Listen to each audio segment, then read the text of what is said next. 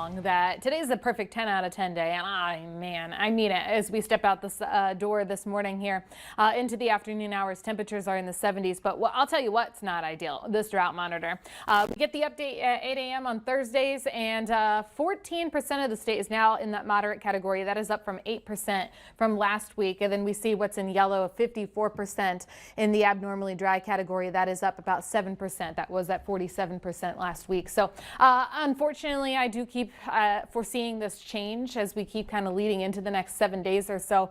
So we're going to keep tabs on this because things are going to be drying out here, especially with those temps now into the 90s as we lead right into our weekend and unfortunately much of next week too. So not great for the farmers out there as we need some drier conditions. But we have this ridge that's building. So here's our current jet stream. We have a high pressure on top of the Four Corners region right now. That's why we've been hearing about Arizona a lot in terms of the heat. But this ridge is going to keep going towards us. And so I just want to expand it out because we know the next 7 days are hot. It's going to stay hot between the next 6 to 10 days where the entire country is favored to be above normal, except for Washington State. Seattle, they're favored to be slightly below.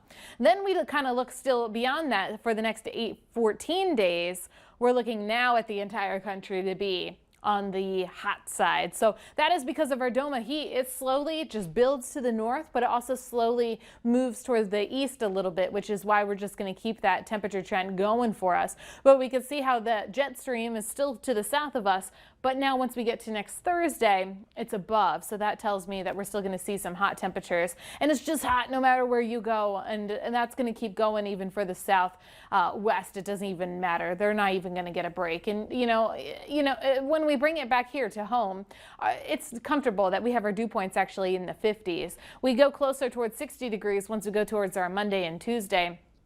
Tuesday at this point in time, I am foreseeing that to be the hottest day of our work week and of our temperature trend before we kind of bump it down a little bit. And I want to emphasize a little bit because I still think it's actually going to be still in the 90s even for the upcoming weekend, not just a couple days from now, but the upcoming one. So that temperature trend is just no good. We're going to stay on the uphill of that roller coaster, and along with ridges too, these big highs. They're typically not associated with a lot of rain, and this one's doing just that. So we're going to stay dry between now and the next 7 days.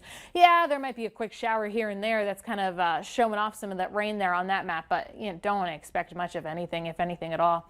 70s to get us right out the door here for the lunchtime hour. Puffy cumulus clouds, dew points. We're doing okay. It definitely has that nice feel in Baker to 58 still in Bismarck. So over the next couple of days, we're going to see those dew points steadily rise, but what's really going to rise are those temperatures. So Wayne, I think you know where I'm going to be found for the next 4 days afterwards. Jet ski is well gassed right now. I was going to say, does it have anything to do with water? Oh, you bet it does. Yeah, I'll bet. And all of next week as well. Yeah.